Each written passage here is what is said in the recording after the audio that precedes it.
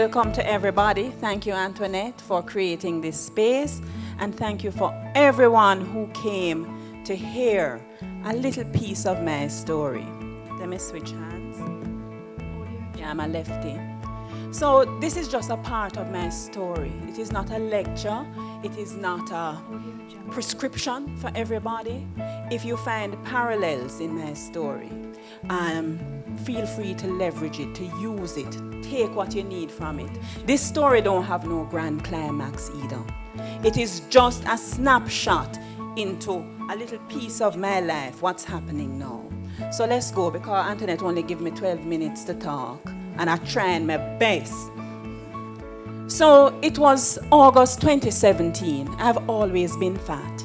I have always been fat. I've struggled with weight all my life. But there have been times when I've lost a little, gained it back, lost a little, gained it back. And at the beginning of August 2017, I cleaned up my cupboard. Those of you in here who have struggled with weight know that fat people have two sets of clothes. The slim clothes and the fat clothes, right? I tore out every one of my slim clothes, bagged them up and gave them away. I had obviously given up on myself. 4 weeks later, my daughter, she's right there in the pink with the camera, took a picture of me in my happy place at the beach. And when I saw it, I said, oh no, this is not going to work. I was horrified. And I decided to give it one more shot. 4 weeks later, I said, let's give it another shot. I had resigned myself to getting an old, fat. I said, yeah man, I can still be cute. Because I'm sell cute clothes for plus size and I'll be fine. But I never liked what I saw. And I didn't like how I was feeling. I didn't like it. I started to be wheezing, and when I catch a glimpse of my profile, no, I did not like how I was feeling. So I decided to give it one more shot. Plus my then 14-year-old son was fat too. And I saw his light dimming. And I said, can't make this child go through life like this. Let's give it a try. And so I decided to do something that I knew would work for me. It had worked in the past. It's not magic, guys. It's science. There we go. So this is where I'm coming from. This is where I am now. Obviously, it is a journey. And that's perfect. That's life. It's not no before and after. It is before and it is during. I cut carbohydrates from my diet. Carbohydrates are sugars, starches, bread, rice, pasta, sugar, all these things, because I don't do well with them. You see, those of us, and I'm going to describe, and if you find a parallel, you have it too. Moderation does not come easy to us. We cannot eat 1 spoon of rice. Cut the foolishness out. You cannot eat 3 cookies out of the pack. You cannot do it. You cannot eat half a tub of ice cream and have it remain. Don't work like that. It's not because you are weak. It is not because I was greedy. I'm an overachiever in every other area of my life. So why is it that I could not control my diet? I'm a glutton? I'm weak? No. My physiology does not allow me to consume efficiently that one macronutrient that, by the way, is not essential for us, given if protein and fats are in perfect combination or in adequate amounts. And so I cut the carbs. Cut them out. And you know what happened? My body started work with me. What happens? That's a little bit of science. In the absence of carbohydrates, your blood sugar stabilizes. In the absence of carbohydrates, your body don't need to secrete that hormone insulin in such huge amounts. And those of us who are fat, that have a problem controlling our appetite, that have a problem feeling full, typically have an issue with our insulin metabolism. And that the more our body secretes insulin to deal with these carbs that we insist on pushing on it, the higher the blood sugar levels go, the higher the insulin levels go, and we never feel full. We hold on to every pound of fat like we hear that war is coming. We hold on to everything, and our joints become inflamed. We are in pain. and it's just a sad situation. So I cut out the carbs. Right away, my insulin level stabilized, my blood sugar level stabilized. You know, the greatest thing that come from this, I was once again in control. Right? So let's go back to this picture. My topic is called Honoring Me, mind-body alignment. It's not here pushing one particular type of diet over another. Like I said, it's my story. If you see parallels, it may work for you. But there's something else that happens other than weight loss.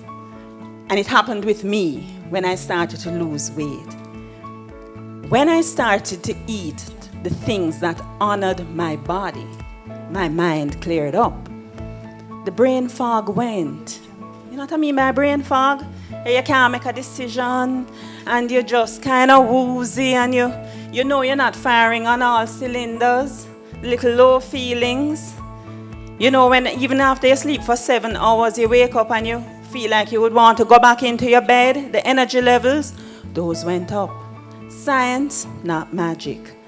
And when you feel this energy, when your mind is clear, guess what happens? Your body now starts to line up with your mind, and your decision making becomes that much better. Let's fast forward a year after I started this journey. I was in a job that I hated. I was using every ounce of my energy on dealing with personalities and politics. Does that sound familiar? You know how that go? I was unhappy. I was desperately unhappy. And then I got laid off. Well, and it is the universe, because at the beginning of that year, I got laid off in August 2018. At the beginning of that year, I committed to myself actively to play to my strengths in a job that I hated. I started finding opportunities outside of the 9 to 5 to leverage my strengths as a teacher, as a connector, as a writer. And I started using them because I made that promise to myself. And then I was laid off. Universe was working with me. But I hate uncertainty. I like being an employee, you know. I like collecting a paycheck every 28 days. I like taking paid vacations. I have never had a burning inside of me to be an entrepreneur. I love entrepreneurs. I rate the whole owner. But I am a very good employee. I thought I was. I obviously wasn't. And my father said to me, "You have not been made redundant. You have been repositioned." And I thought, to what? And you know what? Even in the middle of the uncertainty, with my newly emerging mind that was clearer, the sense of control I now had over my body and my choices, I think I was able to stop for a little and challenge myself. And I said, this phrase kept coming up in me, it's time to honor me. That's not self-aggrandizing. That's not about my time now. It was about finding something that would get me out of bed in the morning, that I feel good about myself. The gifts, the strengths that I had. How can I use this to make a difference and make money? Because we have to live, right? And so I thought, and I prayed some more, and I spoke with my family, and I started to plan, and I wrote, because I write to help clarify, and I documented my strengths, my passions, and a plan to get going.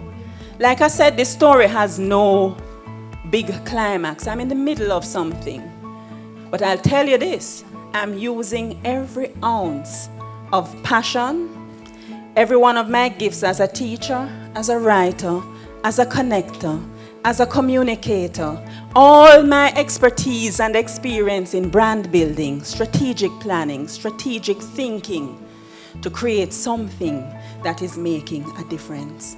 I coach women who have a story like mine and want to lose weight and feel in control again. They pay me to do it. I make low-carb food, the food that feeds my body, that keeps me, because I love food, you know. I don't diet. I am never deprived. I eat yummy food because food is in my top 3.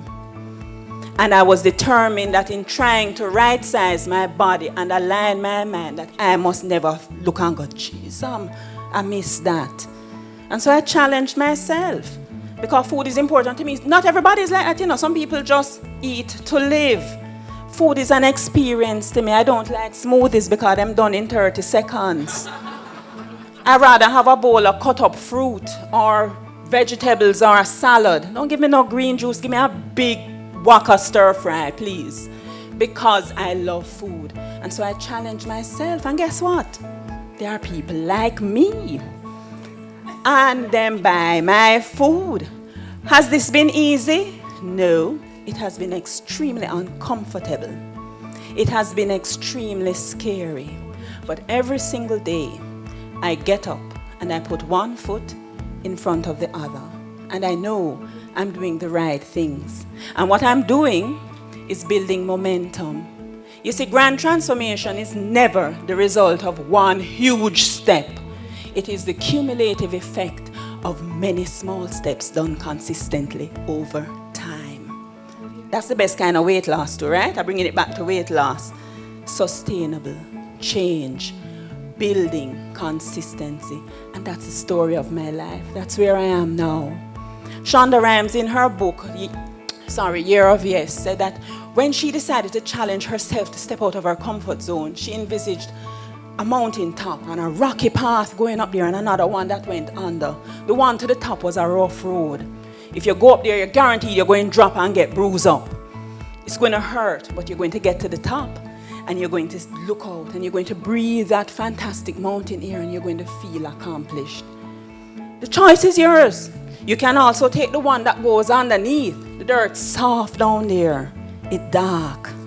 And there are a lot of shovels down there. And you can dig your grave and die.